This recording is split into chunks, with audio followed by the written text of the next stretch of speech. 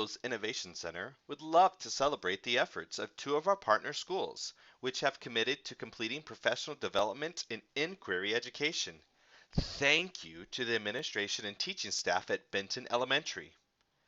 And also thank you to the administration and teaching staff at Woodland Elementary, two outstanding schools in northern Indiana.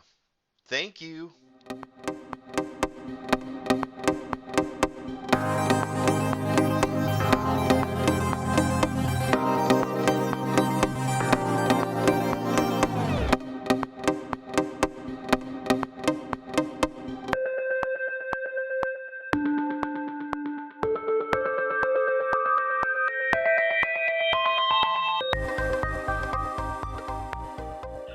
Hello, everyone, and welcome back to the next episode. Our next episode here at ETHOS.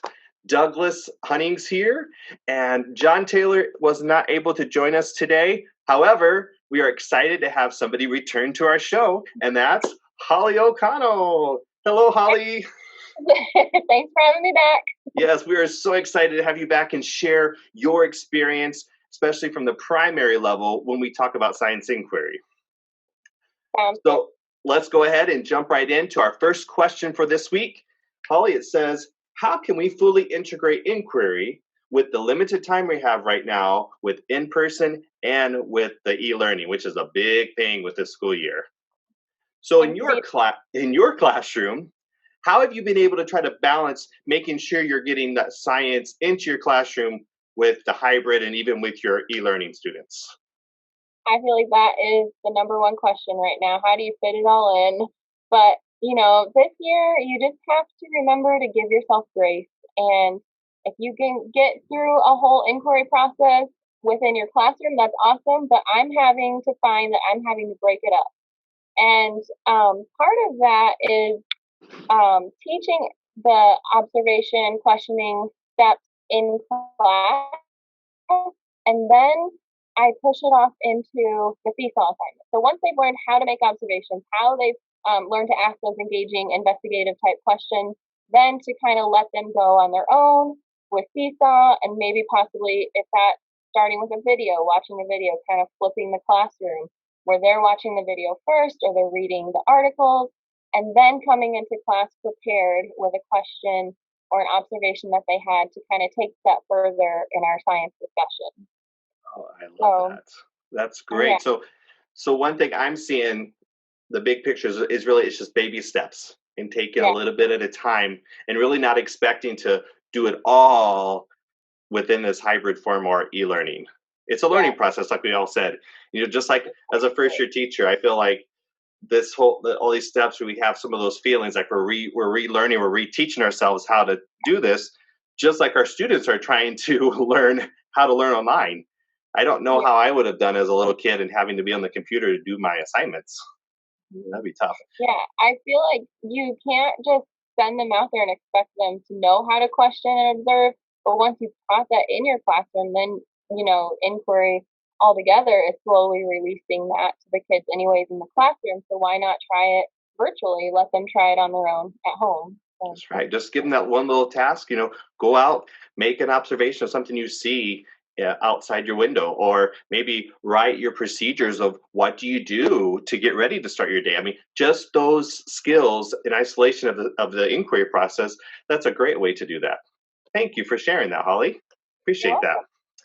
And then our second question for today, it says, how can we help students at the primary level determine the difference between, here are the words, qualitative data and quantitative data? I'll tell you right now, when I taught sixth grade and I heard those words, I was a little frightened. I'm like, how do I do that? Am I even doing that in the class? Mm-hmm. Yeah, those are some scary words, and you're like, am I doing that? Like, especially I teach second grade, so I mean, I think we're doing it. Well, we are doing it, but we are not giving it that name necessarily in second grade. But that is a reminder to me that I want to start doing that. I know, I think it's like third or fourth grade, I was talking to some teachers like, how do you do this? And they're like, oh yeah, that's part of our science standards, and we define those words together. And I'm like, I want to start doing that too, so that when they get to third and fourth grade, they're familiar with those terms.